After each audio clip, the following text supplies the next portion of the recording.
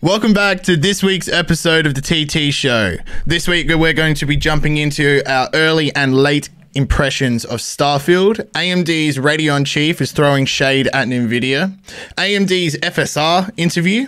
AMD 7800 XT and 7700 XT review discussion. NASA has released images of Russia's crashed spacecraft. Lunar rover has discovered hidden structures beneath the surface of the moon. Let's jump into it. Hello, you are joined by Jack Connor. I'm a hardware editor over at Tweaktown, and my co-host Kosta, and I'm the gaming hardware editor at Tweaktown, and we've both been playing Starfield. Yes. So let's talk about it. Yes, let's talk about it. This is a highly anticipated release. Probably Bethesda's biggest title in a while, like at least in terms of marketing and how much people are chatting about it. I got a code for it, maybe 2 days ago or something like that, and I have downloaded and played it. I am level 4, so I've probably got maybe 4 or 5 hours on the game, and so far it feels overwhelming. Like, I think it is overwhelming. We talked a little about this off camera before the pre-order opened up, before the game became available to those that pre-ordered it, and you were saying that it is an overwhelming experience when you first get introduced to just the scope of the world. It is a massive, massive game. What I didn't enjoy, and this is a few early criticisms, that maybe I'll enjoy it a bit more later into the game, just the amount of loading screens. Yeah, that's the big thing, because it is a Bethesda game. It's not No Man's Sky. It's not Star Citizen or that style of game. And the thing is that, like, you know, when people say, hey, it's Skyrim in space, that's reductive. You could say, like, oh, you know, it's a lot more than that. But a lot of it is very much Skyrim in space, especially the early impressions, because it's disjointed. So, like, if you land on a planet, it's a loading screen. You go into a building, it's a loading screen.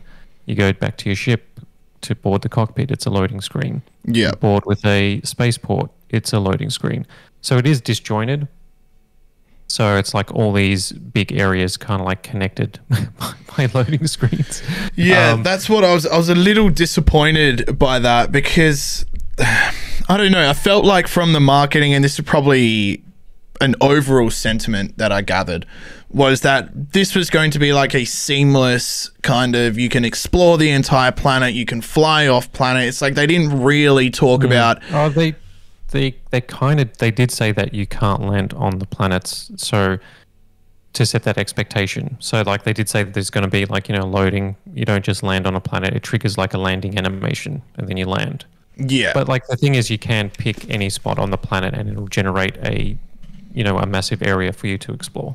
Yeah, that is... Yeah, well, that's also something that we should touch on. Starfield log. Yes, yes. That yeah. Well, in a minute we'll show off the awesome collector's edition. It's the collector's edition, right? Yeah, yeah, yeah. It is awesome. So just stick around, and if you are just on the audio, definitely head over to the video just to have a look at this, because it is cool. So if you're a big Bethesda fan, this is what you'd be getting. Back to the loading screens, and I think you said it perfectly with just the introduction of where you get to your ship. It's like you get a loading screen when you hit the ship, and then luckily you can choose whether to go from, like, if you just want to walk around inside of your ship or go straight to the cockpit. That's a nice touch. Life thing. Yeah. It's like, because there's about 4. So there's one when you approach the ship. And then there's another one if you don't go straight to the cockpit, because you do this little animation where you pull up your screens, and then you get into a third-person bird's eye view, and then you can choose whether to, you know, your character gets up or take off. So then you choose to go off planet. If you choose to go off planet, there's about 3 or 4 loading screens before you're even in space. That's right, yeah. So that was a bit difficult for me.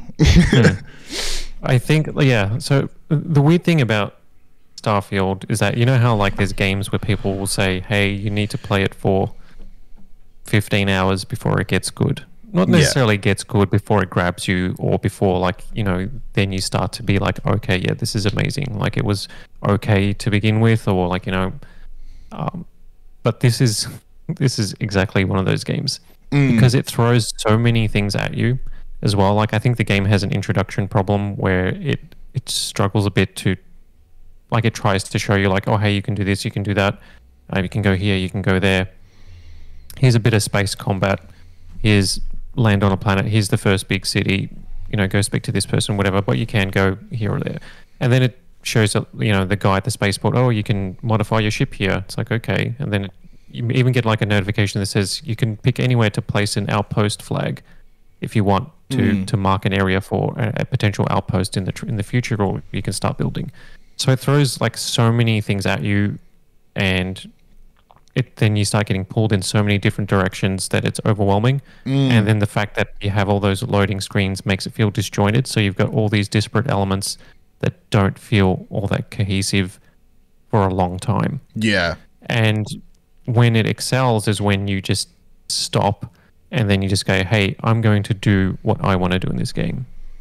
And yeah, that's pretty a good much point. what I do. Like, 'cause reviewing a game like Starfield is difficult because you would approach it from the perspective of trying everything. You know, it's like, okay, I'm going to try this, I'm going to try that, I'm going to try ship building, I'm going to try space combat, I'm going to try this faction, I'm going to try combat, I'm going to build an outpost, etc., etc. You're going to try and do all these things. And Starfield excels when you just kind of like find your own path in it. The fact that it has loading screens is annoying.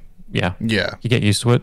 But, you know, that's just the way that the game is, the way the engine is, and the way Bethesda games are so free in terms of the choice you have in a lot of areas, might be the only way you can do it with that engine anyway, because it's the same engine from Fallout and Skyrim upgraded. Yeah.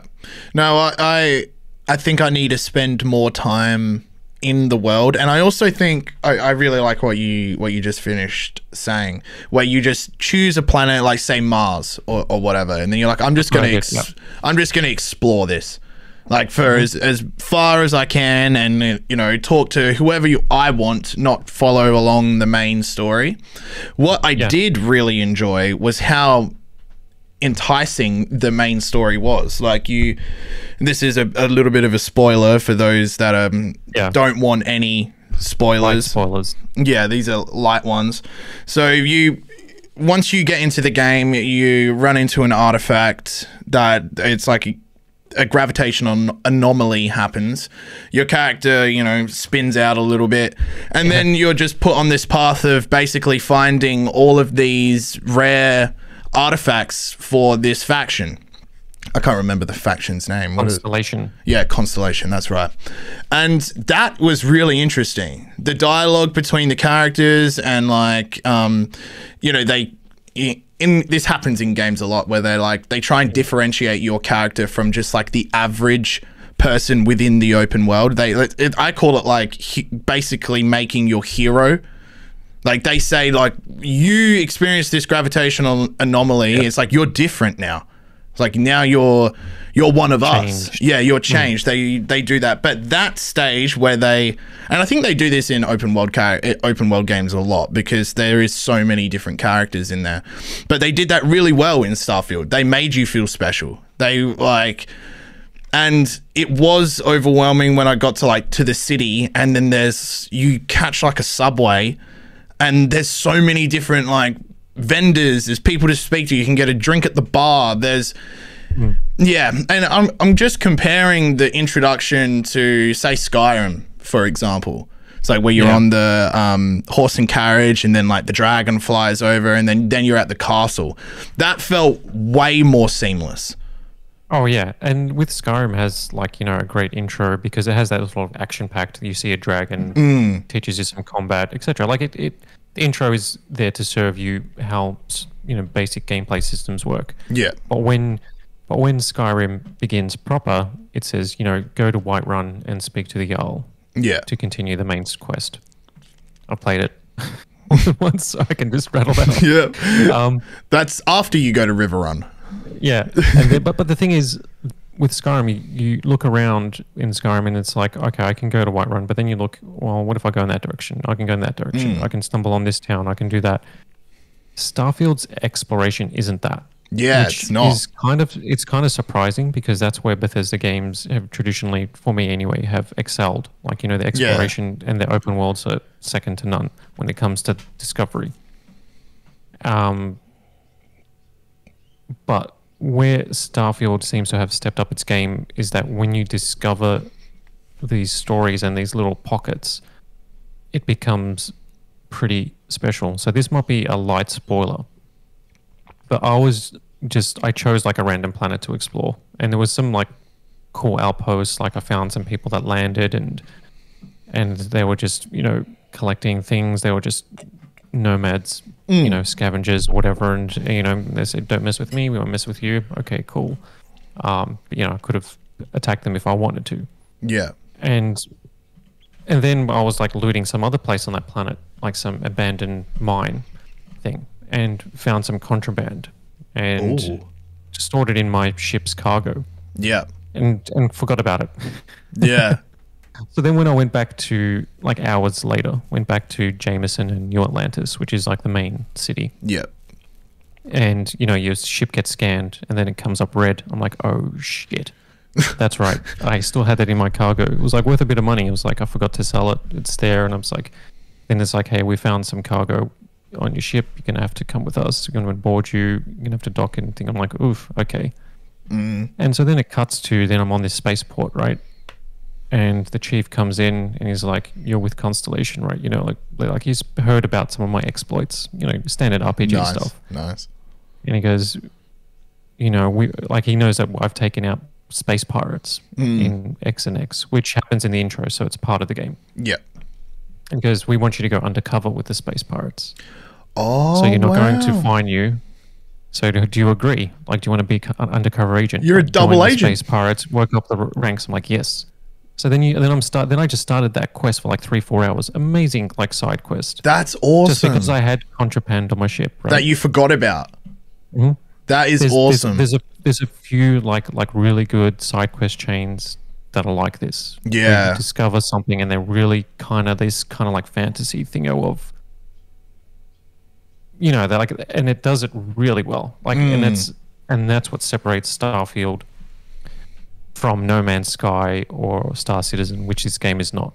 Games where like No Man's Sky is way more now than what it ever was at launch. But at launch, it was essentially like a Minecraft style survival game, crafter builder that you could land on any planet and explore. And it was amazing, the tech to go in to take off and fly into the atmosphere. But it felt shallow, like it lacked depth. At launch, yeah. But this is not that. Like, that at launch, No Man's Sky didn't have like story and quests, and whereas Starfield is all about that. And to be honest, like, hour 10 was better than hour 1 for me. Hour 20 was better than hour 10. Hour 30 was better than hour 20. Yeah, I feel like it's gonna age like fine wine. Oh yeah, and like just think of like the mod potential, or like this is a game that's not going anywhere. Yeah. Skyrim and Fallout 4 are still two of the most modded games in history because the engine is so free and open. Flexible. Like the choice that you have. Like the fast travel stuff is annoying, but what you can do in the game is that you can pick any spot in the galaxy that you've been to, and you can fast travel back there from anywhere, like instantaneously teleport. Yeah. And it's jarring, but Bethesda add it as an option if you want that. Because, if you've invested hundreds of hours into the game, you're going to probably just want to just zip around, get to your outpost, go back here. You don't want to spend 35 minutes traveling in space to get to your outpost. As cool as that would be in some instance, I do wish that they kind of had like some sort of mode where it's like space travel mode where you have to get to your ship, then take off, and then use your nav computer and then fly to the planet, and then even with the loading screens, right? But like now you can just fast travel anywhere really. Yeah. But like they'll and I thought of that. I'm like, yeah, maybe there should be a mode like that, and then guarantee it like in a month or two from now there'll be a mod that adds that. Of course, yeah. No, I think it's overwhelming. Like, to put it into a nutshell, it's overwhelming at the start, but like you said, over the course of, if you sit with it, get through the introduction, by hour 10, you're going to start to feel like you have the galaxy in the palm of your hand, and then you can move wherever you want, interact with whoever you like. Like, my character, for example, is a criminal. You're gonna love it. Then you should join the pirates and but I will betray them. I'll go undercover. I will betray them instantly. I will murder everyone on that ship. Like, you can open fire in like the towns now as well. Like, it's just like Fallout and Skyrim. It's like, oh yeah, this is a game, an RPG where you can just mow. If you see an officer, you can just walk up and just anyone looks at me twice, I'm like, all right, you want these hands. We should talk about the performance side. Yeah. So did you want to... the performance side. So I've been playing on Xbox and PC. So on Xbox Series X, it runs at a solid 30 frames per second, which sounds like nightmare fuel for PC gamers out there. I know, it hurt me when you said that. Yeah, you just felt a ping. Was like, what? I'm just recovering. Hold on, just give me a sec. I'm just recovering. So 30 FPS on Xbox. But it is the smoothest console game from Bethesda in forever, in terms of like comparing it to when Skyrim launched on the Xbox 360. Yeah. And Fallout 4 on the Xbox One. This is way better and way more solid. On PC, if you got RTX 4090s, like some lucky people on this podcast. Yes. It runs really well, but that's to be expected because you got the power of a sun. Yeah. We said it at the same time. You got some sort of galactic power that you need to run Starfield. But it is CPU intensive, and it is GPU intensive in some parts as well. So like New Atlantis is like a really heavy part. So that in 4K, native 4K will drop to below 60 on Ultra on the 4090, but like not heaps below. Right. But like in most areas, you're above 100 FPS, especially if you're just on planets or in interiors and stuff like that. Yeah. With the brand new 7700 XT and 7800 XTs, AMD's new GPUs, which we'll dive into like the review a bit later on, Starfield at 1440p basically needs FSR2. Really? On both those cards, because it's just intensive, and it'll be the same. I haven't been able to test every GeForce card with it, but like NVIDIA cards actually suffer the most. If anything less than a 4090 on Ultra, it kind of it struggles to maintain 60 because of the, I guess, of how CPU intensive it is, or maybe it's the Bethesda's engine, which traditionally have never ran above 60 anyway. Okay. Because there was like Skyrim where the physics, in-game physics, were tied to the frame rate. So if you run that game at 120 FPS, shit goes wild, Yeah. Like, it just goes bananas. But like this can actually handle it. But yeah. So it needs FSR. Okay. Yeah. Well, I've been playing at 3440 by 1440 with the 4090, and I've got a you'd have no issue. 5800X, and I honestly turned off all my performance monitoring just to get. Like, I wanted to be fully immersed in the game, because I really try and make an effort when I'm playing a new open world RPG to not get distracted by all of the nerd stuff that I love. I'm like always thinking when I play the game, I'm like, I wonder what the load is on my CPU and GPU, and I'm like, no, just play it. Yeah, I just play it. I just do the Alt R or the NVIDIA one just to put it on and off just briefly, just to see what it's. Just curiosity. You can't help yourself. Help it. You can't review GPUs. You just can't help it. You can't load a game up and not know how fast it's running. Yeah, no, but it's impossible. From just a general feel, of the game. I think I'm well above 100 FPS at 3440 by 1440. I think I turned off FSR, or I actually turned it off. I think I turned it off because I knew that it was pretty late at night when I was playing it.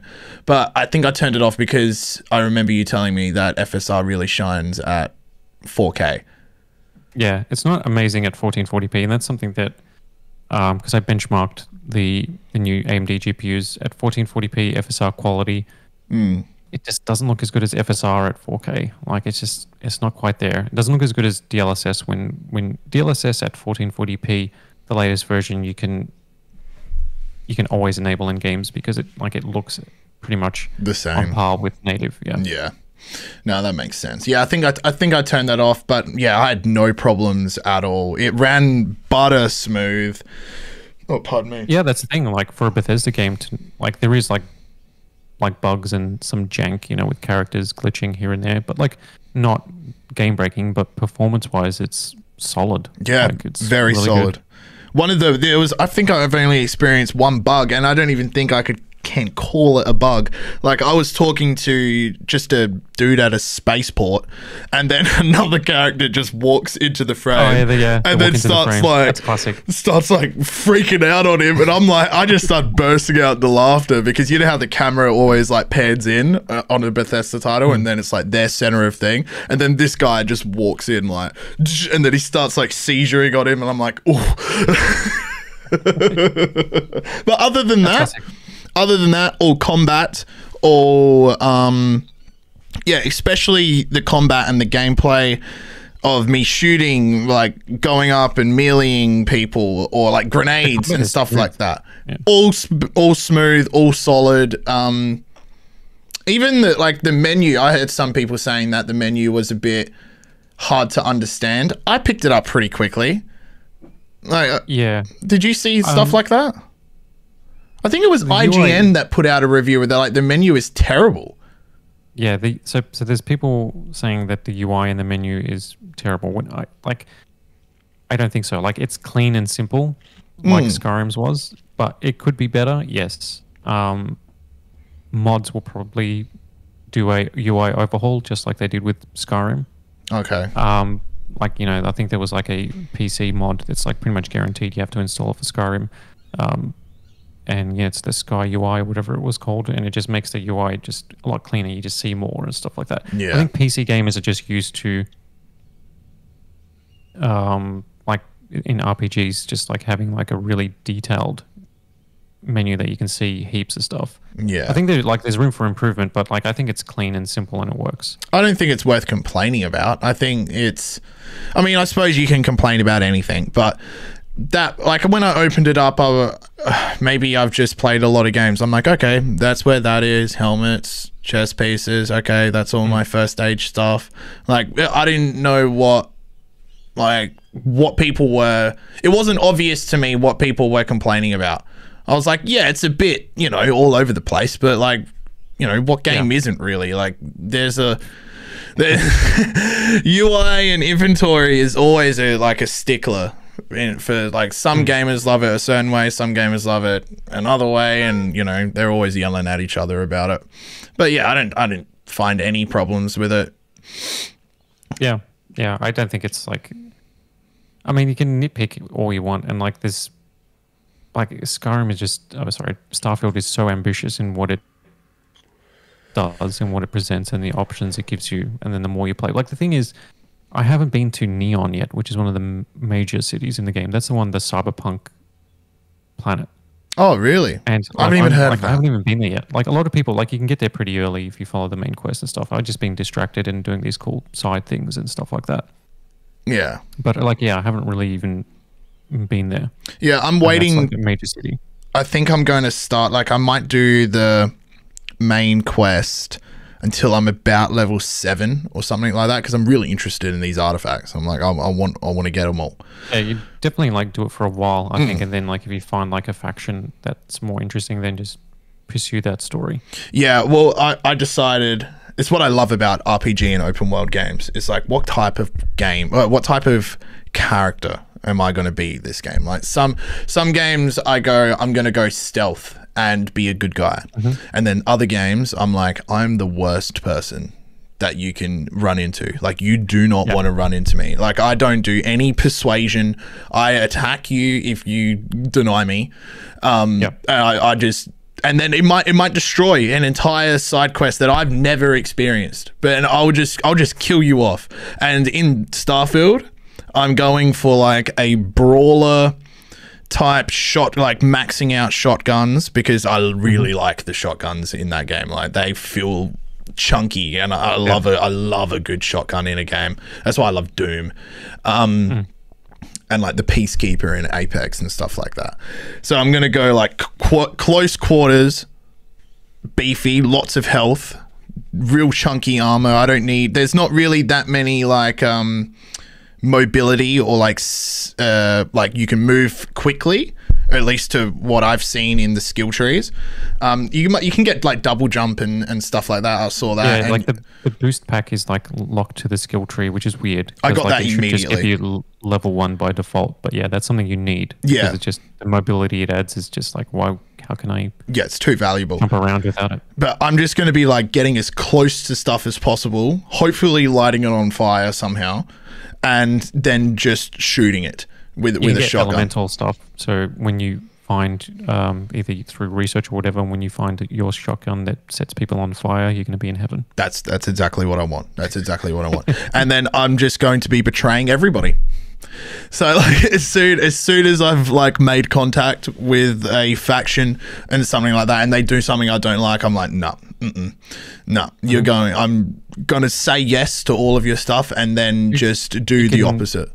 So you're going to need to put points in being able to target people's systems on their ship. I think it's like a skill point. You have to put a skill point in. So then when you find just regular people that are just like, hey, do you want to trade? You can just like target their engines, bang, bang, bang. Yep, that's me. That's what I've decided. I was thinking, I'm like, am I going to be a good guy? And I'm like, I think I was a good guy in the last RPG that I played. And I'm like, nah. I think I might just like board people's ships, and then when they're like I think at the start of the game where you get your second artifact piece, and the guy's like that you trade, like he'll give you the piece because you saved him on the ship. I killed him. Yeah. Immediately. Oh right. I didn't even do that. As soon as he gave it to me, I just shot him. Yep. So, and then like the chick's like, whoa, what are you doing? I'm like, I don't know. Needed. I don't know. Let's go. He was like a vanguard or something like that. I'm like, he doesn't, no one else is on the ship who's going to tell anyone about this? Bad. What else do we have? Do you want to talk about the DLSS mod already out? Yeah. I think you called this last episode. Yeah, that's right. Yeah, called it. It's pretty much out now. It's free. It's the #1 mod on Nexus Mods. So Nexus Mods is the hub, most popular mod site for games like Skyrim and Fallout and stuff like that, and Starfield. Yeah, so there is a mod that came out pretty much within hours of the game, and it allows you to swap out FSR with DLSS or Intel's XeSS, which is their upscaler. And the way it works is that in the in-game menu, you select FSR and you select the resolution scale. Like some of the menu choices are weird. So like you don't actually set quality, balanced, or performance mode. You actually set the scale. Okay. Which is interesting. So like 70%. It's actually like 70% at 4K is like the quality mode. 50% is performance mode you can't go lower than 50% of the resolution scale, like of what it's going to actually render the game at, and then use the upscaler. Is this like reverse super resolution?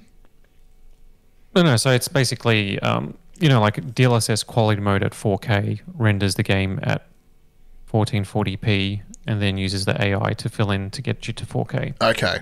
Yep. And, if you're DLSS performance mode at 4K, or FSR performance mode at 4K renders the game at 1080p and then uses the magic to upscale. The reason why DLSS is so good is because the upscaling, even in performance mode at 4K, looks really good. In quality mode, it looks sometimes better than native. So essentially, like this mod is already out. Basically, in the game, you have FSR enabled, and then you just bring up a overlay, like a button, you press end or something like that, and you just select DLSS or XeSS, and it swaps it out. Have you done testing? Yeah, and it looks better. It does? Than FSR, yeah. It actually looks better than native rendering. Wow, really? Yep. So the native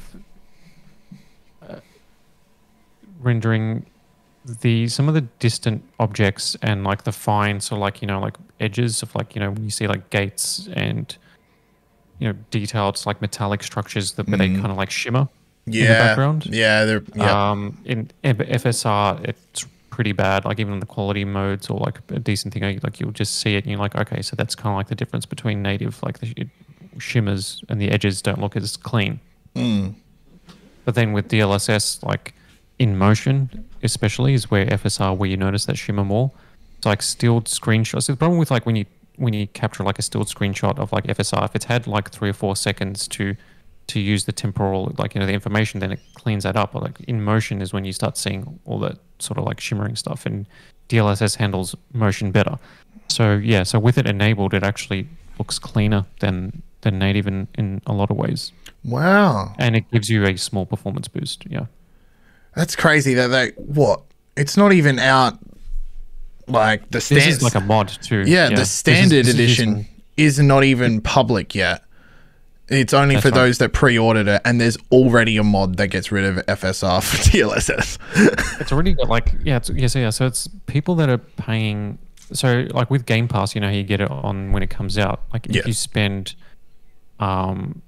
I think it's like $30 US or $50 Australian, you can play it early if you've got a Game Pass. Like you get the Ultimate Edition or the Premium Edition. Right. So that's what a lot of people are doing apparently. So like the Premium Edition is like the #1 seller on Xbox Store, and it's actually selling really well on the Windows PC side as well, because people are just like spending the extra money just to play it a week early. Yeah. Which is crazy. That usually doesn't happen. Most people avoid pre-orders.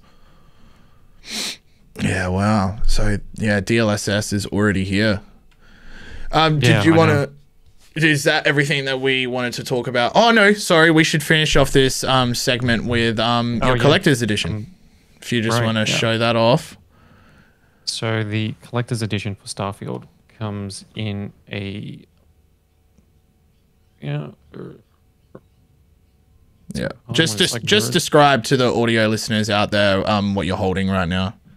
So it's basically a metallic case or plastic case that's modeled after an actual NASA container that they use on the lunar missions and stuff like that. So it has a cool little locking mechanism where it and it's like where they store samples and things. It's awesome. And then basically inside is what you'll find. You get like a little badge, little pin, but the big thing with it is you get a watch, which is the Constellation watch from the game. So when you join Constellation in the game, you know how they give you that watch to enter the building? Yeah. So basically you get like a Constellation watch. I'm just holding up to the other camera. Yeah, that's all good. And yeah, it basically syncs with your phone. It's Bluetooth. It has like the moon phases. It has like atmospheric like readings data that it grabs. You can get your notifications from your phone on it. So it's basically like a smartwatch. That's awesome, man. It's really, really cool. Yeah. It's sick. Very awesome. And the actual premium edition, this is with the game. You get a metallic case, but the actual game code is on a credit chip. So in the game, you find them on the tables, or when you're stealing their credits. So it is like a metallic credit chip, like in-universe credit chip. It's really, really cool. That is nice. Yeah. So if you're thinking about shelling out for the collector's edition, that is what you will be getting. And if you are an audio listener, as you can probably imagine, head over to the YouTube side to check that out. We'll have some high-res shots of it too. And the mug.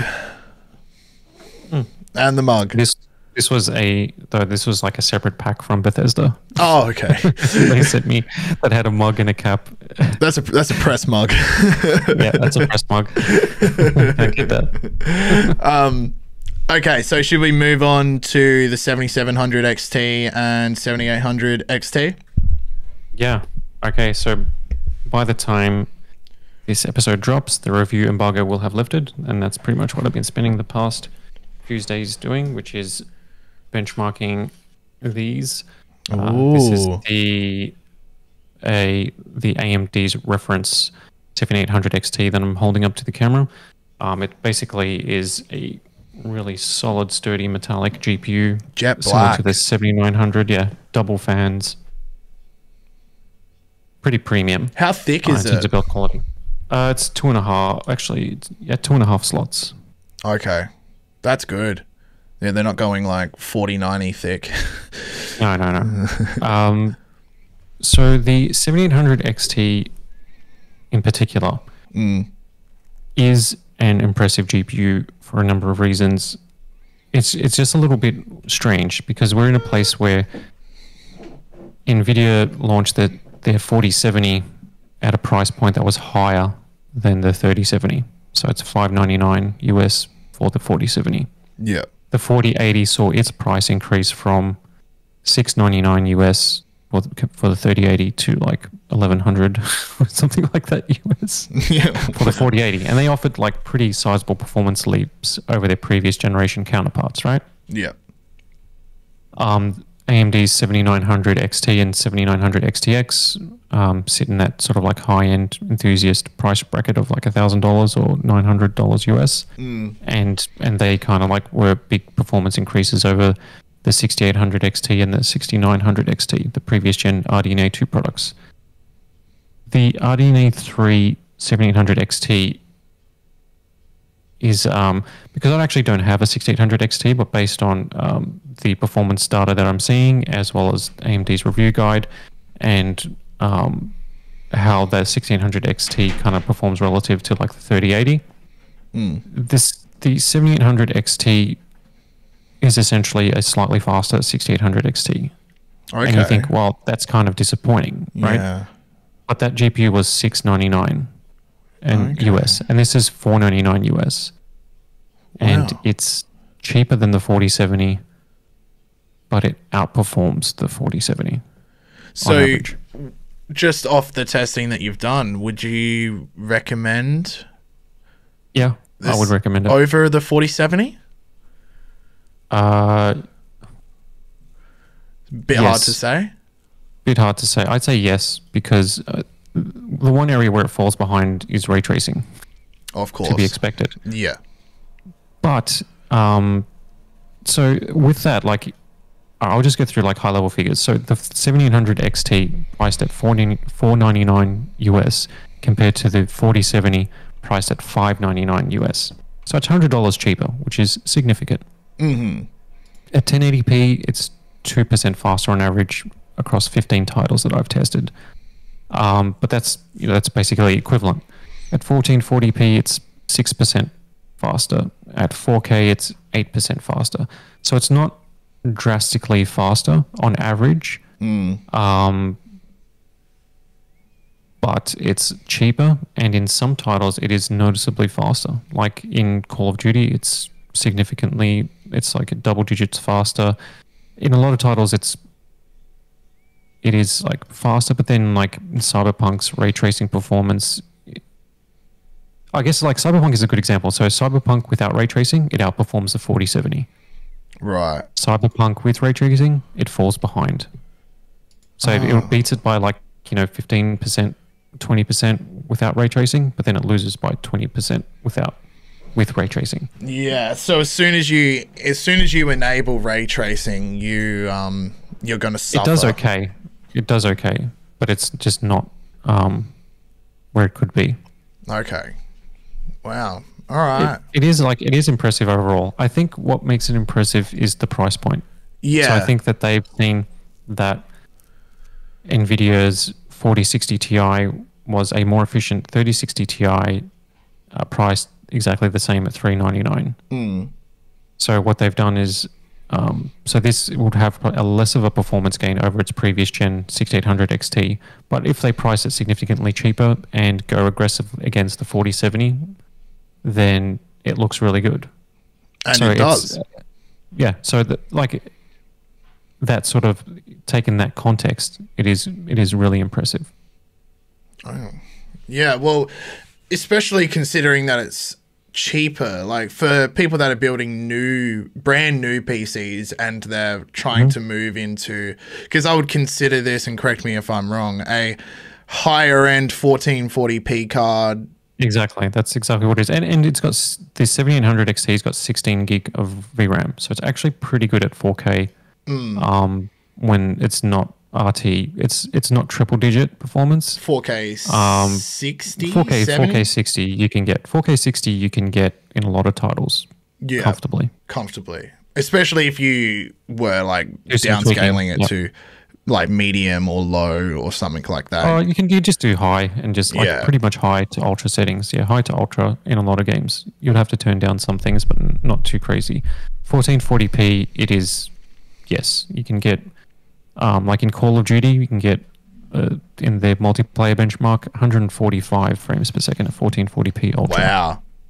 And compared, like, see, the thing is, like, the 4070, like NVIDIA cards aren't. That's one title that they fall behind AMD. So the 4070 is only 106 FPS. So it's a massive increase. But then you look at like Doom Eternal. Doom Eternal on the 4070 is like 200 FPS.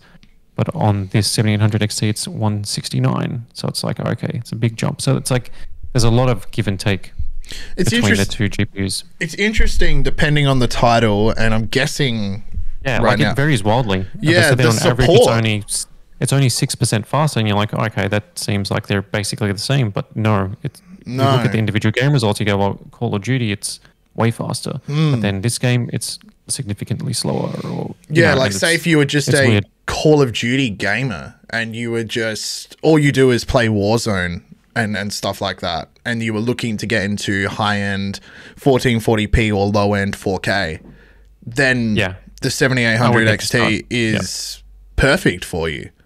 That's right. And it comes down to what you're going to play. Like, it does really well in competitive titles, which is good. Do we see... do you think there'll be a response from NVIDIA in terms of like, is there a 4070 Ti? There is. There is. But it's expensive. How much? Should we see like maybe a price reduction? Or it's like $799. I think it's $799 US or something like that, or $899. Okay. I can't remember. But the thing is, like, that performs faster than a 3090, and that is like 20% faster than this, or that's like, it's like it's a generation, like it is a tier. It's like, I think what's happened is that the whole naming convention has just confused things this generation. Oh, it's the worst. Because like this 7800 XT, right? Going by tradition, you would say, okay, this is the 4080 competitor. Right? That's what I would say. The 4080 costs twice as much as this. Like twice. It's double the cost, the 4080. Oh my God. But it is significantly faster than this, the 4080. Yeah. So you go, okay. So what's going on? Like, AMD have provided like, a slight generational uplift but lowered the price, whereas NVIDIA have done this big generational uplift in the high end, and and then a big price increase. So it's AMD's getting cheaper. Makes things confusing. Yeah. AMD. I think it's just good because being aggressive at this sort of price range, $500 US, is good to see. It's a great price. Hopefully it means the 4070 drops in price. If the 4070 drops to $499, which I believe it should be, I think the 4070 at $499 is a great option. Yeah, that was my next question. As a response from NVIDIA, since there already is a 4070 Ti, they should lower the price for pretty much everything. Yeah, they may be like, it may force their hand. I don't know. Like NVIDIA like we looked at the Steam charts. NVIDIA just control the entire market basically in terms of GPUs. So they might go, yeah, you can have this one. Like AMD gets a W, and then they'll just take the L and wait for the next generation maybe. Yeah, I think it'll come down to how it sells. But the thing is as well is that like 7800 XT comes out the same day as Starfield's, non-early access release, even though it seems like everybody's playing Starfield. Yeah, it does seem like that, doesn't it? Early access. But it comes out at the same time, right? But you get a copy of the game with this. Yeah, that's true. I mean, that's like that's friend, $50 US or $60 US, right? That's $100 or whatever it is. It's money, right? So if you want to play, if you're looking at playing Starfield, and this does Starfield really well at 1440p. It's like you're building a PC. You're like, yeah, I'm building a PC. Starfield's out. Hey, I get a copy of Starfield. And so you can do the math in your head. You go, well, okay, then that means I'm only spending $450 for this. Yeah, because Starfield is $50 or whatever it is. Yeah, my friend literally did that probably a week and a half ago. Like it wasn't the 7800 XT, but he did. Oh, you get it with the Ryzen. Yeah, you get it with Ryzen CPUs as well. Yeah, that's exactly what he did. He built. I can't remember his CPU that he got, but that's what he wanted Starfield, and he's like, I'm building a new computer. He built like a 1080p but 144 hertz. That's the monitor that he got. And his components, he could probably get 1440p, maybe between 60 and 100 FPS, depending on the settings that you have on. But that's what he did, and he took into account of the price of Starfield and took that off the total. So yeah, that's definitely what you need to be doing. Yeah, I can see that. As well, like Game Pass factors into it too. It's like, hey, if you Game Pass subscription, like you get Starfield, and you're like, well, that Game Pass is X amount for a year. Like if you're going to buy 3 of those games, it works out to get it. Like all that stuff factors in, and price to performance is where these cards excel.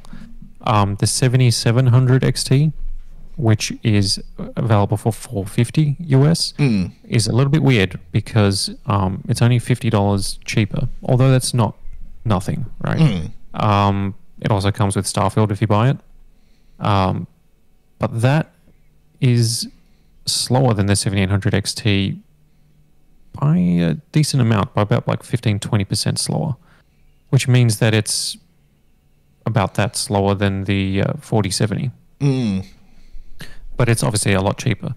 So AMD are saying that the 7700 XT is a 4060 Ti competitor, and the 4060 Ti is $399 in the 8 gig configuration, and the 7700 XT is a 12 gig card. And compared to the 4060 Ti, it's actually a decent uplift, right? It's 12% faster at 1080p.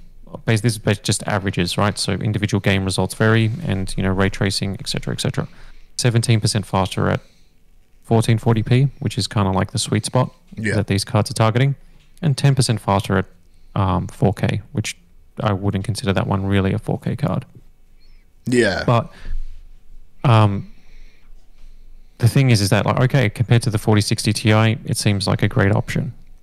But the thing is, like, you go, well, the 7800 XT at $499 is going to give you a nice bump in performance, and it's going to be outdo the 4070, and it's going to be cheaper than the 4070. So it's kind of like the 7700 XT makes the 7800 XT more attractive too, in a way. Yeah, it's kind of like how Apple does its pricing, especially with its like storage or something like that. It's like you are completely incentivized to spend more. It's like, well, this is like might be $200 more, and you'll get double the amount of storage. It's like, well, that your 128 gigabytes isn't going to be enough. So, and Apple knows that as well. So then they just make it incrementally better. So no one's really getting like the 128 gig one. They're always going to get the one that's better because it's better for value, it's better for performance, it's better for all of those things. So it seems like AMD is taking a feather out of their cap by...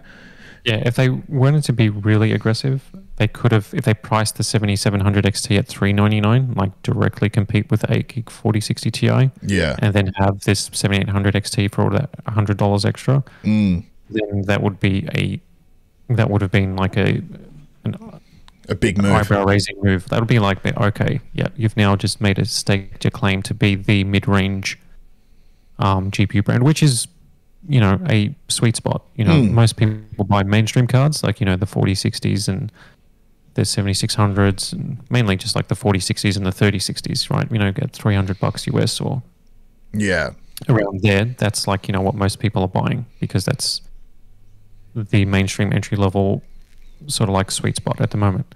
But this mid range like does traditionally very well, and you know, if the 7700 XT, and it might like drop in price to $399 in a few months or whatever the case is, they could just be a launch price just because they, you know, because people would probably spend that amount because it is noticeably faster than the 4060 Ti. But if they were to like say, you know, $399 for this, and you say, well, if it's a choice between the 4060 Ti and that, yeah, sure, DLSS 3 is great, but if I'm playing X, X, and X, it's going to perform better, so I'll get that. Yeah, that's generally going to be 9 times out of 10. I think is going to be people's conclusion. Yeah, with these people just want to save money.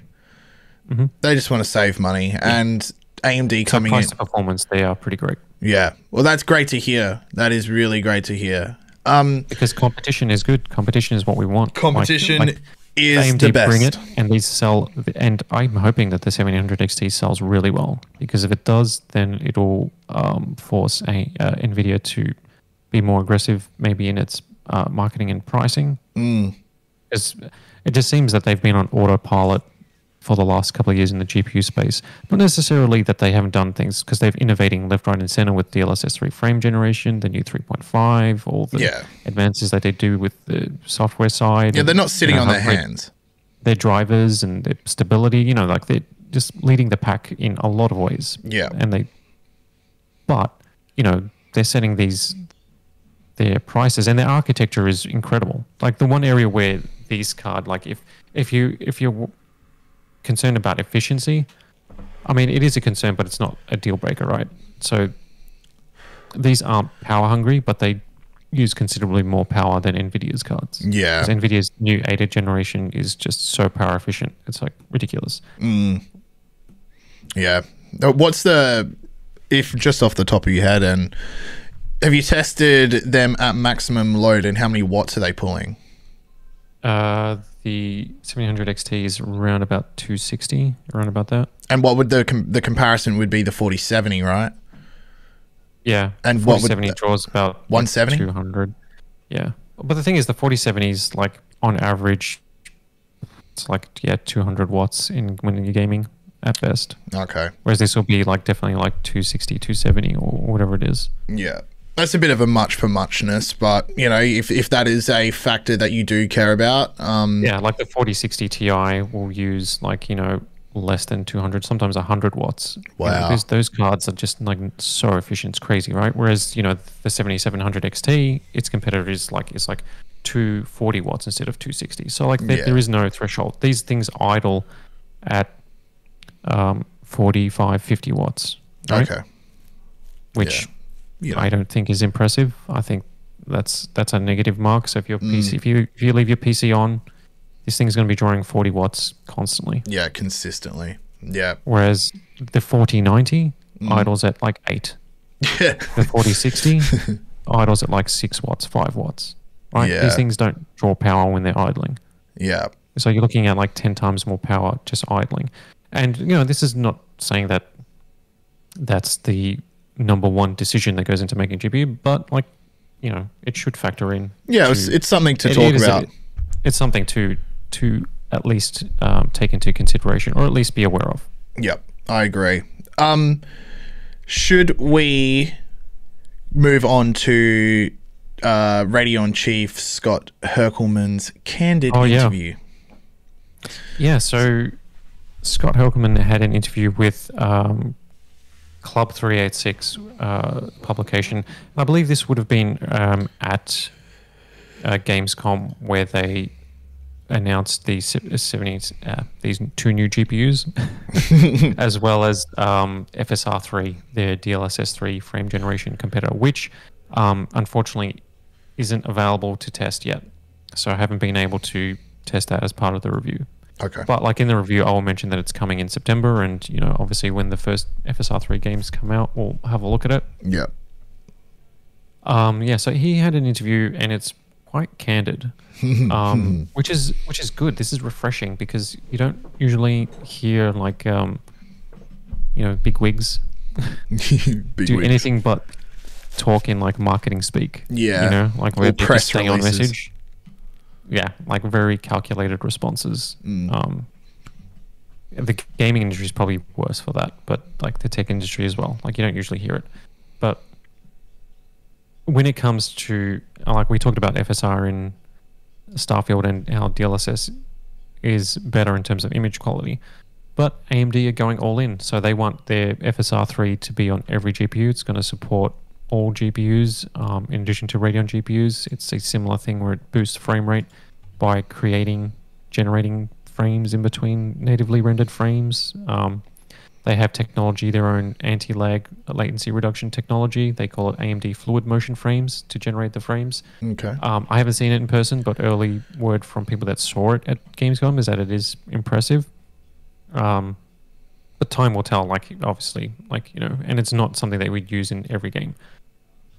But with that, so in this interview, Scott Hokeman basically said, and he prefaced it by saying, like, you know, if I were to be blunt with you, basically he says he doesn't like, or he finds it concerning that developers have to look at FSR, DLSS, and Intel XeSS as technologies that they need to implement in their games to support all upscaling technologies. And so basically, he basically comes out to say that because FSR is open source, because FSR 3 is going to be open source and is going to support multiple bits of hardware, is that they want to be a one standard approach.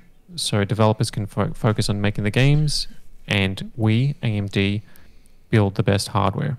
And that basically, yeah, so it's basically, this is our push to say we want everybody to just use one standard approach, which would be FSR and FSR 3's AMD Fluid Motion going forward, which is a bit of shade at NVIDIA in a way, but not that serious, because most people view DLSS as superior. So it's like, yeah, that's not going to happen if people want the better version, so to speak. Yeah, and people always want the best. But it is interesting. They're like, AMD is essentially cutting the knees out from under NVIDIA with this kind of statement. They're saying that, like, why try and develop your games for DLSS when it would be much easier to just do it for FSR? And it's going to work on everything, and as well as it's supported on consoles as well. Yeah, and backwards compatible, and yeah, all of that. Yeah. Which is interesting. I mean, it's an aggressive move. I mean, that's their plan. So, I mean, he's honest about it. Like, every company's plan would be that, right? Like, if you're NVIDIA and you're making DLSS, your plan is to get that in as many games as possible. Why not? Yeah, yeah, exactly. Why not? I wonder how much that the implementation of these technologies hold back development time. Like, I'm not very knowledgeable on the game side of the development, but if FSR it's not as easy as flicking a switch. Yeah, right? if FSR is open source, I'm guessing it would be a lot easier to implement that into your game over DLSS. But I'm like I said, I'm guessing, because NVIDIA have like pretty good tools for adding it to the game, and apparently their tools is now also allow you to just kind of slot in FSR or Intel's tech. But I think if a modder can get DLSS working in Starfield in day one, it's not that hard to get this stuff in the game. That is very true. That is it very true. requires work, yes, but let's not. But that was one guy. That's one dude. It's going to take months to get this stuff working. Yeah. Well, this is Well, I like how AMD is being open about their intentions with this new technology, and I also love the fact that it works on older generation AMD cards. That's nice. So it's not like it's not leaving out the gamers. Where FSR 3, where I'm a little bit just not concerned, but it's just like, okay, it needs to be, I guess, fully explored, is that they have this new anti-lag plus technology, which is exclusive to Radeon, which they said makes FSR 3 better. I'm like, oh, okay. Is that going to reduce the latency to the point where it seems really good? And then if you don't have access to anti-lag plus, then it's not going to be as good on a GeForce card. It's going to feel more sluggish. You know what I mean? Like, because latency is the big concern when it comes to frame generation. So any game that you enable DLSS 3 frame generation on, you're automatically turning on NVIDIA Reflex, which is a latency reduction, NVIDIA's latency reduction technology. Okay. Yeah, so like it needs that technology. So they said that they've got a version, like it's built into fluid motion frames to reduce latency for all cards, but you get, I guess, the anti-lag plus works on top of that. It's a little confusing because it's like, okay, you're going to reduce latency, and then on the Radeon card it reduces it even more. Is my understanding of that, but maybe I'm wrong. Yeah, I suppose we'll have to test it. That's that is a bit weird, isn't it? So I guess the real, like, you know, shade from this interview from Scotty Herc at AMD. So he said that the new GPUs, the 7700 XT and the 7800 XT, were going to use the 16 pin, or is it 12 pin? No, it's a 12, whatever, the 12 VH power connector, the new power connectors for the 40 series.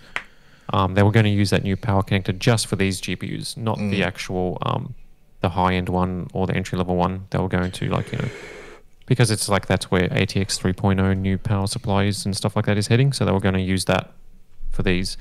But then we did, so it goes for the 7900 series and 7800, we didn't have a plan to use the power cable, but we did with these new GPUs. Yeah.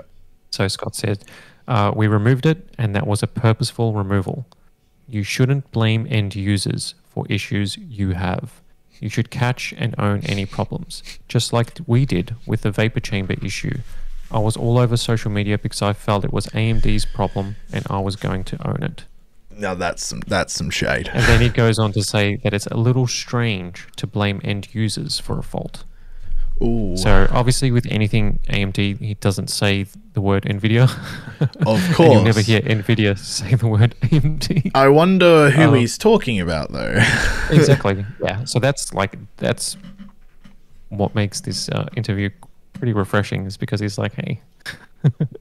I love a little bit of back and forth. Issues you have. Yeah. Because this is your problem. You should have owned it straight away. Do you agree? Like, do you agree with him? Was it end users? I think well, yeah. I mean, the issue was in a lot of cases was that the connector wasn't connected all the way in. Yeah. And was causing a short or whatever it was, and was causing the cables to melt. Yeah. But that's like a fundamental problem with the design of the cable, because, like, you know, nobody's heard of GPUs melting, cables melting before that. Yeah, that's true. Yeah. Yeah, there's a reason. So there obviously wasn't issues. And I know, like, the cables are changing, and apparently NVIDIA has changed the type of cable that was in the 4070, I think, to a new redesigned version that's supposed to be better. Oh, okay. Yeah. But I think they they did come out and say that they were investigating. I can't remember what their response was, but it obviously wasn't instantaneous, and they didn't own it in like AMD did with their vapor chamber issue. But it's also a little bit different too, because the vapor chamber issue for the 7900 XTX, where the cards were overheating, was a design issue with the cards. Like they had a fault where they're basically overheating and you had to get it replaced. Yeah. Like a big batch of them too. It was their reference design, but they resolved it, etc., etc. Now it's like ancient history. But with NVIDIA's the power cables, like they didn't design those power cables. They're not necessarily there. It's like that was like the new ATX 3.0 standard for power supplies. So they're using that power delivery. So it's not like they own that type of power cable. It's like a consortium that does all that sort of stuff. And so there's all these companies that are redesigning the power cables now. So it's a little bit different in that it's not their fault, if you know what I mean. Yeah, and you've also got like the power connector. You could have user problems where they didn't put it down or like didn't make sure it was completely connected. So it's a bit of a, you know, I think you're right. I think they're two separate things. Like if you've got problems in the vapor chamber, that's nothing to do with the user at all. Yeah. That's a complete design flaw. While you will have instances of people that didn't actually put down the connector all the way, or, you know, you might get a bad connector and that's not the user's fault as well. So that's right. Yeah, I do like all this candid talk though. This is yeah, throw some shade. Yeah. Like, I want to hear like the NVIDIA's response, but they throw shade. I love fireworks. It's just fun. It is fun, and it makes for good headlines. And yeah, and to add to that, like the final bit was that he basically said, like, hey, we know ray tracing performance isn't great.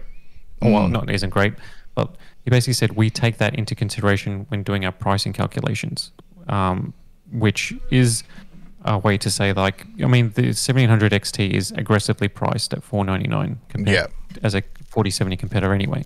But he's saying that, you know, we factor in ray tracing performance, and we'll do better on future generations. Yeah. To make sure that they have the right architecture for ray tracing.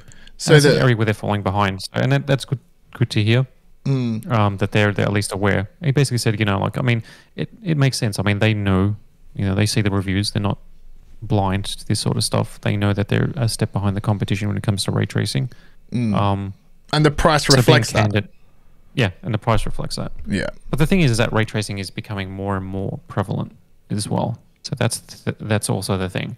I think if you're really into cinematic titles with like ray tracing and cyberpunks and, you know, Alan Wake 2 when that comes out, that's going to be another game changer, because it's Remedy who made Control, which was one of the early ray tracing showcases.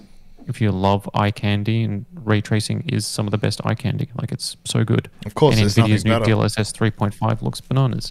You know, if that's what you love, then you kind of like want to, you know, you do feel kind of like swayed to go one direction over the other. Yeah. But like, just broadly speaking, like, it's not like the ray tracing performance is terrible in Radeon cards. It's decent. It's okay. It's just when you get into really intensive ray tracing, they kind of just fall apart unless you're using a brute force 7900 XT, and even then, it still falls way behind. Yeah. No, that checks out. And Scott Herkelman, that's some funny comments. I like that. I like that a lot. Yeah. I like that. Okay, so what else do we have up? Maybe we should just go straight to Apple's new event, and I'll talk a little bit about what people can expect out of that, which is scheduled for September 12, which this podcast will be out before then. So if you... I'll probably preface this by saying, if you have an iPhone 14, any of the generations of the iPhone, any of the different variants of the iPhone 14, you probably don't need to upgrade. That phone is completely fine. But if you are like me, getting to the end of your contract, or if you've bought the phone outright and you want a new phone, Apple will be announcing their entire new lineup of iPhones on September 12. It is announced what Apple calls as their Wonderlust event, and we've already got some hints on what to expect. So Apple announces a new iPhone. This year it will be the iPhone 15. And according to online speculation, the image, which I should pull up just on screen here, the blue, it's an Apple logo, and it's kind of like sand coming off of it. There's a nice blue hue. A lot of people are speculating that will be one of the colors of the iPhone. And we've also had a selection of leaks for this phone. And what we can expect out of the iPhone 15 Pro Max is the switch from the Lightning connector, a lightning power connector to USB-C, which is which is a change. To do that. Yes, which is a change that was brought down on the company by EU regulators. So basically, the entire of Europe went, we don't want lightning anymore. Everyone has USB-C. Come on, let's go, Apple. Either you don't sell them in the EU, or you switch to USB-C. And then Apple did a bit of a knee-jerk reaction and went, well, we're pulling the iPhone out from the EU. And then they actually said that. Yeah, well, I'm pretty sure I did an article on it. I'll pull it up after, and if it is in there, I'll add it to the description. But Apple did threaten to actually, I'm going to pull it up now. Apple threatens lightning connector. I mean, it makes sense. I mean, like having a different connector at this point just seems like more of a pain. Yeah. Here's another Tweaktown article. Doesn't everybody will be able to charge their phone on the same port? It's like, hey, can I charge my phone? You don't have to say, as it Apple or Android. Just be like, go ahead. Just essentially they're switching to USB-C charging. This plug has been everywhere.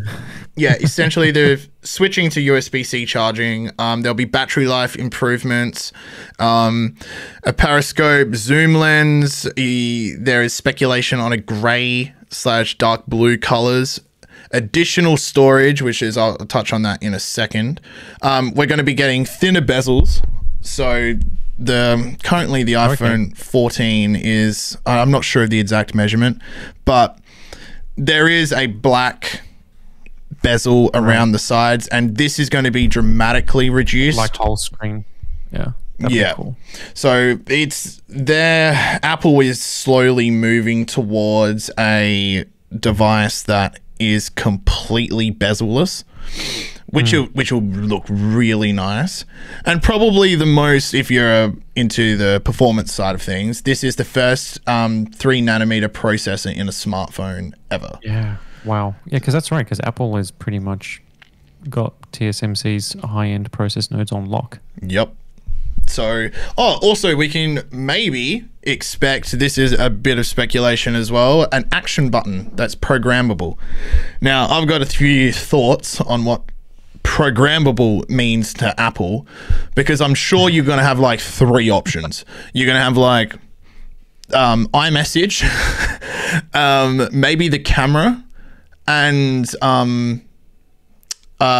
go back to your home screen, like just pull up the home screen on the phone. I don't think Apple, if you are aware of how much customization are in Apple devices, which is not many. Very little. Very little. Well, but that's what Apple's known for, right? Yeah, of course. Of course. So I don't think this action button is going to be like you can equip Messenger to it, or like pair Messenger to it, or you might be able to pair the phone app, like to call someone. I think again, speculation. We don't know this for sure, but I imagine it will be Apple apps that you can pair it to.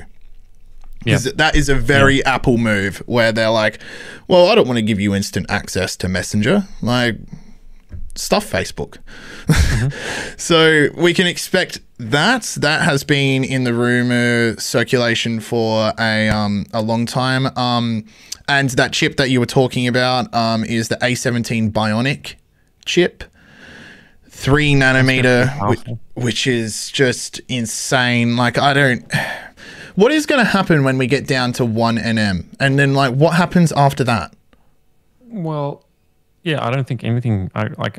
Actually, well, I know that there's plans for 2-nanometer, like that's already in production, and they're expected by X year or whatever the case is. But I don't know where you go beyond that. Yeah, like, just what happens? To like the cost of 4-nanometer compared to 5 is huge to produce, especially early on. The cost of the 3-nanometer is way more. So, like when people complain, it's like, like if an iPhone is now X amount more expensive because it's 3-nanometer versus 4-nanometer or whatever the case is, it's like, yeah, they're just paying that much more for the wafers. It's just that much harder to produce. Like one of the reasons why the NVIDIA GPUs are more expensive, and obviously they're inflated beyond that for a profit, but 4 nanometer custom node is more expensive to produce than the 5 nanometer custom node in the 7800 XT, and the 7800 XT uses a multi-chip design where it has 5 nanometer for the graphics and 6 nanometer for the memory controller stuff. Whereas NVIDIA is just a single 4 nanometer monolith. So that's probably why these new GPUs are more aggressively priced, because it's cheaper. Because the thing is, like, you know, Apple's stuff is just traditionally expensive anyway, because it's a premium brand. So they're going to use premium technology. But the problem is that, like, you know, when's this stuff going to filter down to every other device? And I think it'll just take a while. I think we kind of like just about hit a wall, because the amount that's involved in creating 3 nanometer process chips, the cost, the research, the R&D is just insane. It is. And then the cost to just make one wafer and then at a yield that's actually going to be usable. Like the 3 nanometer yields, apparently TSMC's for Apple is wearing the cost. Part of the deal is that Apple is only paying for the yields that are successful. Wow. And if it's like a 60% rate, so that's like you're throwing out 40%. That's nuts. What you produce. Well, you know, crazy. The chip is definitely reflecting on the price for these next generation phones. So Bloomberg reporter Mark Gurman, he is notorious for projecting extremely accurately. He's obviously got friends inside of Apple that tell him these things, but he publishes a newsletter. I think it's weekly, really.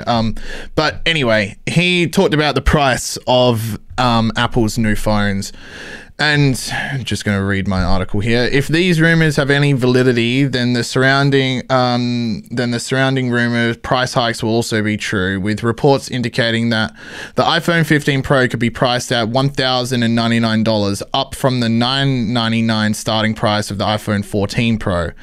As for the iPhone 15 Pro Max, rumors suggest that Apple's highest model will start at $1,199, and that can be attributed to what you were saying before about the 3nm chip going in, but also an increase in the amount of storage. So rumors, again, storage starting tiers will begin at 256 gigabytes, 512, 1 terabyte, and then 2 terabyte. So we won't have a 128 model. Yeah, what surprises me is that this storage, like, you know, like Marco, that's sort of like NAND or flash storage, flash memory, like hasn't, like, it's gotten a lot faster. So, you know, as the speed increases, it gets more complex as well and more costly to produce. But the thing is, like, you know, 10 years ago, like, you're looking at the same capacities in these phones and in these devices. Like, why aren't we walking around with like a 10 terabyte phone? Yeah. Like, what's going on? Like, why aren't we, like, you know, you'd think, based on historically, like, hard drives and storage technologies, but like, what used to double back in the day, and I think it's just too expensive. Like, down. Yeah, like, things are getting faster, but like capacities and things like that, like, haven't been increasing at the rate that they used to. Like, you know, like 30 years ago, you know, like the early computers when they had like megabytes of storage, and then like, you got a gigabyte, now you got 50 gigabyte, now you got 100 gigabyte, now you got a terabyte. Yeah. It's like, well, we've kind of hit that wall now, and it's like, well, yeah, you want to drive, it's a terabyte. That's it. Yeah. That's the most affordable thing, and it has been for like 10 years now. Yeah, I think a lot of what's holding back storage is the cameras. It's like shooting in 4K, shooting in like 4K, 120 FPS, and taking high-res photos. Like 128 gigabytes, it's not enough if you are shooting in, and iPhone has an industry-leading camera. It's been the same camera essentially that's just been tweaked and optimized over and over and over again, but you will chew through 128 gigabytes if you're shooting 4K 60. And so I think these price hikes that we're expected to see can be attributed to the processor and the increase in storage tiers, and the seemingly getting rid of 128 gig, and the name Apple. And the name Apple, yep, that also comes with I think that's like worth like $600 or something like that for every device. Like that. Are you getting an Apple? Okay, that's going to cost. Yeah, that's. And then all the other extras. Yeah. Do you want to see the Apple logo? Okay. That's $50. $50, mate. Yeah. Other things to expect from the September 13 event is the unveiling of the next Apple Watch, which is the Series 9 and Apple Watch Ultra 2. There isn't that many rumors about these two devices, or at least they haven't come onto my radar, but we are expecting to see those as well. So if you have an older generation Apple Watch and are looking to upgrade, make sure to, or if you have a Starfield watch, maybe exactly. I was about to say, I'm just here staring at my Starfield watch. The main screen has like a little dude, like you can actually set your steps, like, you know, like any sort of smartwatch, and he just goes around like the planet or whatever it is to get to the goal. So you set your step goal. That is and sick. He like gradually moves. That is sick. I like that watch. I like that. So yeah, that's basically what you can expect out of next week's event. We aren't sure if there's going to be any details on the upcoming like MacBook lineup or anything like that. That's not something that has come across my radar just yet, but I think this one is going to be mostly focused on the new iPhones and the new watches. But, you know, Apple sometimes pulls something out of their sleeve where we get a teaser for something, and, you know, they are unpredictable but predictable at the same time. Like each year they do this, but sometimes we get something else. So yeah, I just wanted to touch on that one, and maybe we'll quickly, before we wrap up, let's go to, let's laugh at Russia's failed spacecraft. So NASA's Lunar Reconnaissance Orbiter, which is, I mean, it's in the name, it just orbits the moon and is used as like a communications between the rovers on the moon, and predominantly snaps images of the moon's surface to add to NASA's catalog, and then they can see how often the moon is being hit by asteroids, etc., etc. And so they decided to point it at where Russia said its spacecraft may have hit the surface of the moon. You see the impact. It did. It definitely hit the surface of the moon. NASA didn't officially say that they found the wreckage. There wouldn't be any. It's obliterated. But they did find a crater that is new. And I just think it's funny that NASA it's sizable too. Yeah, it's not small. It's like, oh, which one is it? No, it's that one, the big crater that just appears. Yeah.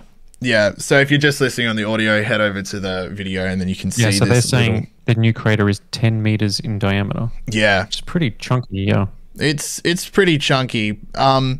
It is. I just think it's funny that they are taking photos of the crash site. And like Russia won't release images or anything like that, and NASA's like, we'll show you where it landed, where it failed to land. Yeah, just touching more on like Russia's push for this to continue their space push. They came out and said like this was Roscosmos, which is the equivalent of NASA but in Russia. Spokesperson Dmitry Peskov said, quote, "This is not a reason to despair nor to tear our hair out. This is a reason to analyze the causes of the failure and eliminate them next time." Adding, "The main thing is not to stop. Our plans are quite ambitious and they will be implemented further." So like it's quite touchy right now with Russia's space program, especially after this failure, but they are going to keep going with the limited resources that they have, and hopefully they should too. I mean, it'll be good with all China and India and everybody in the space race now. Absolutely, yeah. No more competition, same as NVIDIA and AMD. It's what we want. Maybe, yeah, we'll quickly go because we're running out of time here. We'll go to the lunar rover. Lunar rover discovers hidden structures beneath moon's surface. So most people believe like the moon is it is a dead rock floating in space with no atmosphere, but what it does have, and that is really interesting, is clues. Aliens in the middle. What was that? Sorry? Aliens in the middle. Yeah, no, it is hollow. It's hollow. No, it's not. I mean, they did a while ago. This was not recent at all, but they did launch rockets at the moon, and it rung like a bell for a while. When that was people, that's where the theory that the moon is hollow came from, because they're like, why would it ring like a bell? But anyway, I digress. Because it's lunar time. So research, you were just speaking about China. China's lunar rover became the first spacecraft to land on the dark side of the moon when it touched down in 2019, and since then it has been conducting valuable research, in particular with an instrument called the Lunar Penetrating Radar. So for those that don't know, the moon is tidally locked to Earth. So as Earth orbits and rotates, that's why we only ever see one side of the moon, and that's why the other side is dark. This phenomena is not just with our moon, like Jupiter's moons are tidally locked as well. It's a phenomena of gravity. So what they did is they used this instrument to basically probe the surface of the moon, and then through the data that they gathered, they were able to determine the various layers of soil beneath the moon. So according to the researchers, the first 130 feet beneath the surface of the moon is comprised of various layers of soil, dust, and broken rocks. Beneath those layers are volcanic rocks that are believed to have been created by meteor and asteroid impacts that caused lava flows. These findings were backed up by the general consensus that volcanic activity on the moon ended anywhere between 1 billion and 100 million years ago, backing up the notion by scientists that the moon is geologically dead. Mapping the subsurface of Earth's closest neighbor will help us understand its tumultuous past, which, just to add, helps us understand the evolution of Earth. So it's awesome. Basically they probe the surface. This little, I don't know, needle thing comes down from the lunar rover, sticks into the ground, and then they take all of the data and send it back through the Lunar Reconnaissance Orbiter. I'm not sure if China has its own orbiter, but most of the satellites are used by various nations to communicate, because it's so hard to do anything in space. And then through that, they analyze the data and understand the evolution of the moon, because it's believed like the moon was once like covered in volcanic activity, and that all stopped, and as Earth was as well. So I find this very interesting, because the more that we find out about the moon, the more that we find out about the evolution of Earth and of the solar system, and through the solar system as well. And what you should do is go to the moon lunar in Starfield next time you fire it up. That is true. I do want to do that. I was next to the moon, and one of the dialogue options was, I think it was like, screw this, I want to go to the moon. And I'm like... And I chose that. Oh, you did? Why would you? Yeah. It's like, man, yeah. If I'm like, yeah, of course I'm going to go to the moon. I didn't. I'm going to say that. Your bullshit quest can wait. Yeah. I thought you were supposed to do this rogue thing, doing his own thing, and look at you following orders. Yeah, like true. A good little space chimp. You wait. I will come back with next week. I'll come back and be like, I think I've broken the game because I've killed so many people.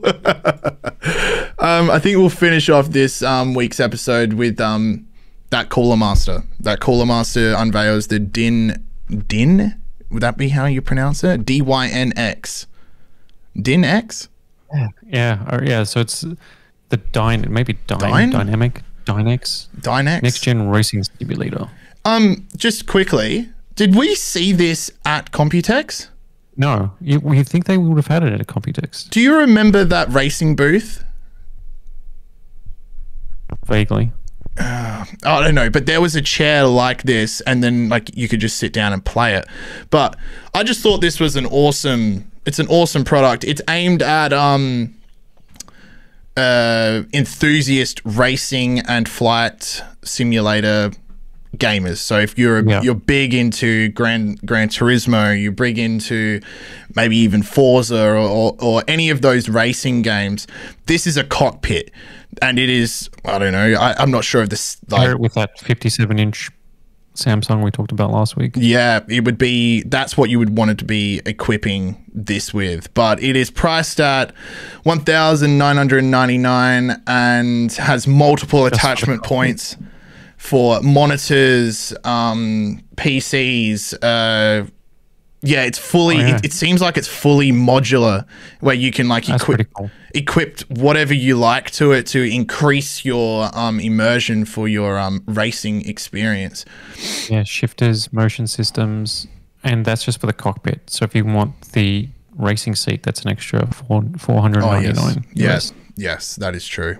Yeah, so the total will essentially be 2.5. What's funny is that because like they say, like I can see, different motion systems, monitors, like somebody's going to be setting this up and just going to be playing Euro Truck Simulator or Bus Simulator. Yeah, definitely. Yeah, no, there'll be people just with this just driving a route or bus route. Yeah, just driving a bus route or just like farming simulator where they're just taking care of their crops. Gamers are strange and fun, and that's why I like them. That's why I like them. And if you love simulators, that'll be sweet. Yeah, this seems to be like the cream of the crop for racing sims and cockpits. But yeah, I thought it was just a very, very cool, and you should go check out the trailer. I think it is a trailer. It's an announcement video showing off all the various modes. Probably something to mention before we wrap up about this cockpit is that there is, how many? 14 adjustable sitting positions for every type of racing preference. So you've got Formula 1, which I'm not big into cars, but you can see from the video that they are seated more lower. NASCAR, rally, and trophy truck driving. So you can adjust the seat depending on what, I'm guessing, game you're playing. So if I was playing, I don't know, Gran Turismo and I was driving in a NASCAR, I can move it up really easily, and I'm guessing that adds to the immersion because you're sitting like a driver would in NASCAR. Yep. Yeah, it also features fiberglass, premium synthetic suede leather, and adjustable headrests, and interchangeable cushion covers. So yes. Yeah, like playing these sort of like racing sims, like I think it was at an event for some Formula 1 thing, and they had like F1 22 or one of the most recent ones with like a full racing chair setup, and it's such a different experience to play a game like that with like the full steering wheel, the full racing chair just running on a PC with like a big monitor connected, compared to like sitting at your desk with a controller or something like that. Yeah, or playing keyboard and mouse. It's a 9-day. Yeah. Oh, it's kind of like VR for racing game fans. Yeah. No, I completely agree. Yeah. Oh, cool, Master. If you want to send one over, I'll be happy to use it. Yeah, we'll check it out. Yeah, we'll record the episode, next episode 3 from sitting inside. Yeah, we'll have two. How about that? We'll have two Dyn X's and just sit there and just do the podcast from the cockpit. As we're doing laps, we'll just compare our lap times. Yeah, for an hour and a half. All right.